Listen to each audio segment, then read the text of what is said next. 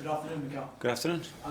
Could we just start off with any clarity you can give us on Gabriel and how serious that injury is? Yeah, Gabriel unfortunately picked up an injury with the Brazilian national team, and he's going to be out for weeks. Can you give us any more clarity? No, we need to have another scan. I think it's next Wednesday, and we'll have the timeline probably much more clear than we have at the moment. It's clearly a blow, but have you ever felt more comfortable about the players that you can actually bring in and the options that you have when you have injuries like this? Yeah, it's clearly a blow because it's our leader in our backline, and to missing obviously is never a positive thing. The good thing, as you mentioned, is that we have very good options, and people have to stand up now and do the job. Riccardo Calafiori missed the Italy games. Is he okay? Yeah, he missed it. He wasn't available. He's been carrying a few things, and we have to bring him back. And he hasn't trained yet, so tomorrow we have another training session and see how he is.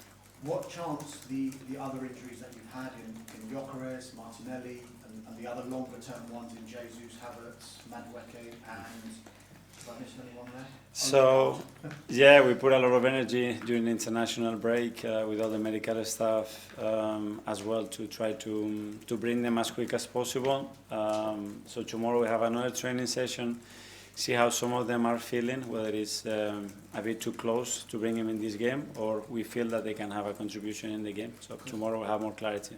So there is a possibility some of them could be in the squad? Yeah, well, I'm hopeful that we can make another step tomorrow, but certainly I cannot tell you. And you can tell us the names of those? No. I can, but I'm not going to do it.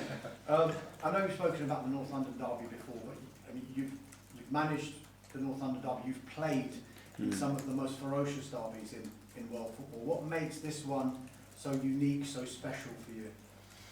It is different. I mean, it's a big city, but it's a big rivalry. It's a part of London that we want to conquer. They want to do the same. There's been a lot of shifts as well over the years as well. Who's been more dominant, and it's just beautiful, especially when we play at home in front of our people. We know what it means to them and the energy that they're going to bring, the energy that the team is going to bring in every single action, and it's just a privilege to play those kind of games. So we cannot wait to get to Sunday. You mentioned the fans, and it obviously means so much to them, to both sets of fans.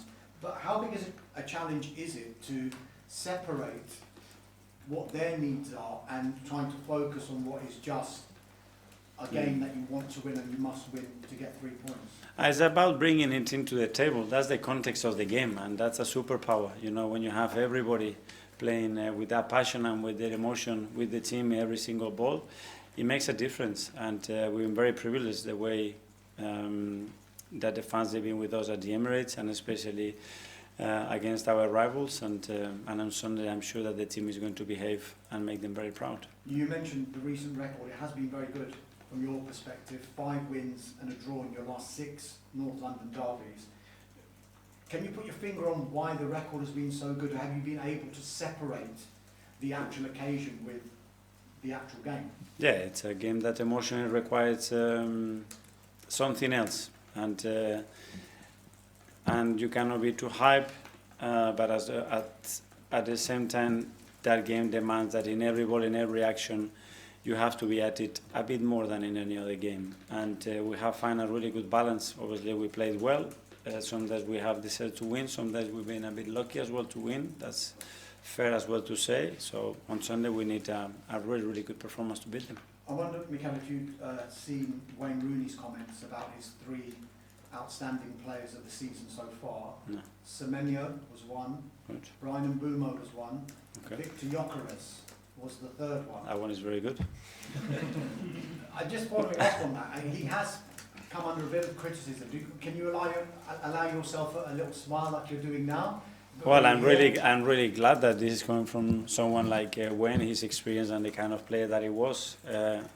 I'm sure it then is not just related to the goals that he has scored, but the contribution to the team number 9 can do, and the impact that Victor has in our team, his work rate, the way he opens the spaces for other people, the time that he generates for us, and then as well the level of threat that he's brought to the team, which is magnificent. So really happy to hear that. Thank you. Good luck. Thanks, Damesh. We'll go to Jake from PLE. Hi. Hi. How different a challenge, though, is Tottenham this season than they were last season, do you think? Well, I think every game is very different, and in the same season as well, depending on the momentum of each team, the games are very, very different. I think Thomas has brought something very different to what he had before as well, and you just have to see his record and how remarkable job he did in his previous club, and he's given a very clear identity to the team, how they want to play, how they want to compete, and it will be very tough. Some people have suggested that where they are in the Premier League table has maybe flattered them based on how they played. What are your thoughts on that? I think when you start to be in the part of the season that we are, I think you have to really earn the right to be where you are. And I think they've done a lot of very, very good things that they deserve to win. They won in some tough places as well. The record away from home has been very impressive as well. So you need to merit that. Nobody gives you anything in this league. Manchester City play tomorrow night, obviously ahead of you. If they win, they'll be 1 point behind you. Do you feel them kind of coming after you a bit? No, everybody's going to try to win every game, the same as we are going to do. We just have to go game by game, control the things that we can do, prepare very well tomorrow. For Sunday, we have a beautiful game ahead of us, and that's what we can control. And just lastly, a big opportunity for whoever you decide to play in place of Gabriel. Yes, for sure, and that's what we're looking for. And the good thing is that we have rotate and play players in different positions very, very early in the season, and whoever plays is going to be ready to do that. Alex, BBC.